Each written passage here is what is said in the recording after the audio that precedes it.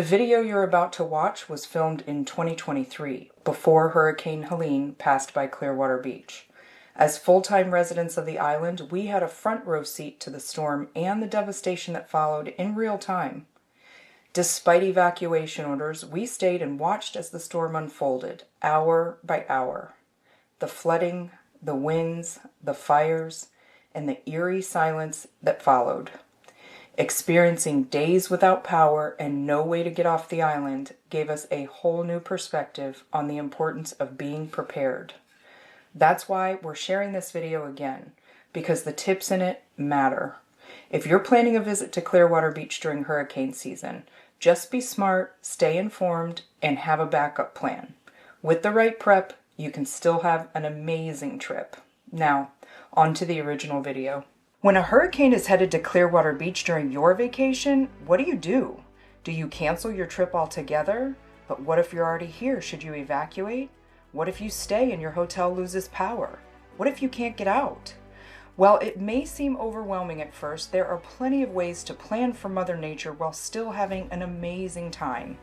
Hey everyone, my name is Mandy and today we're sharing what you can do to prepare to enjoy a Clearwater Beach vacation during hurricane season.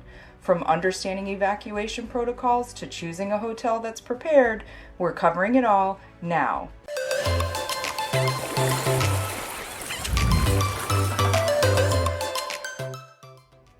Hurricane season starts at the beginning of June and lasts until the end of November and can be a great time to travel here. As with most coastal destinations during hurricane season, you'll likely be able to score some great deals on flights and accommodations, as well as less busy beaches. More times than not, your vacation will go off without a hitch and you'll return home with lots of great memories to share. But traveling during hurricane season does come with its risks, and while we average 361 days of sunshine a year, the weather can get pretty sketchy at times. So, what can you do to make the best of this uncontrollable situation? Plan, and plan some more. If you're watching this video, congratulations, you're already ahead of the game. That means you're a planner like us. So what's the first thing we recommend to do? Find out how your hotel handles weather emergencies. We called around and we found that policies and procedures are all over the place when it comes to how accommodating they're going to be during a storm. Before you book, ask questions like whether or not your hotel has a generator. What about an emergency food supply? Will they extend your stay if there's major damage and you're unable to get off the island? And if so, what will it cost? What happens if evacuation orders are given? Do they have a sister property inland reserved for their guests? Practically all hotels on the beach are prepared to some degree, but it's important to ask these questions now. You don't want to find out when it's too late. How will you know when it's a false alarm or things are getting real? Listen to Dennis Phillips. Dennis has been accurately reporting hurricanes here in Tampa Bay for decades. He is the OG, the Michael Jordan of weathermen, and the only one that we watch. He doesn't do what a lot of the other newscasters do, or as he calls it, fear casting. He's a straight shooter and will tell you when to relax and when it's time to worry. We found the best way to get the most information is to follow him on his Facebook page where he does live broadcasts, sometimes from his living room in the middle of the night. Seriously, when does this guy sleep? Watching a hurricane approach and trying to decide what to do can be stressful and scary, especially when you're not used to them and you just don't know what to expect. Your hotel, along with the locals, have likely been through these types of storms many times and can be a great source of information to help you decide what's best for your family. If we're not under mandatory evacuation orders and you decide to stay, rest assured there will be things to do. Hurricane parties are not a myth and we take them very seriously around here. Bars create specialty hurricane-themed cocktails and the grocery stores even make cakes. Hurricane parties are actually pretty fun.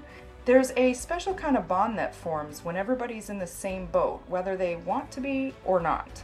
Just keep in mind that we could lose power and credit card machines will be down, so you'll need to pull out some cash for all the festivities. So what exactly happens if Clearwater Beach goes under a mandatory evacuation? Clearwater Beach is Zone A, which means we're the first ones to be evacuated should the order be given. In the 6 years that we've lived here, we've been under a mandatory evacuation order twice, once with Irma and once with Ian. You can stay on top of all things evacuation related by downloading the Ready Pinellas app. We'll link it below. If you're evacuating by car, we suggest also downloading the Florida 511 mobile app. It's a free app offered by the Florida Department of Transportation that provides real-time traffic update and will send travel alerts related to the storm. Another thing to think about when evacuating by car is gasoline. Once evacuation orders are given, gas and gas cans can become pretty scarce pretty quick.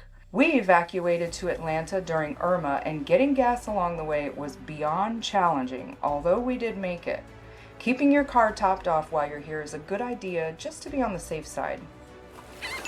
What if you flew in? If you're flying, we advise signing up for your airline's text alerts so you can keep a close eye on cancellations.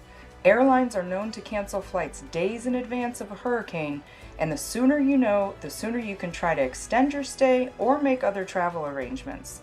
Just remember that a lot of other travelers are likely in the same situation as you are, and hotels, rental cars, and flights can become tough to secure fast.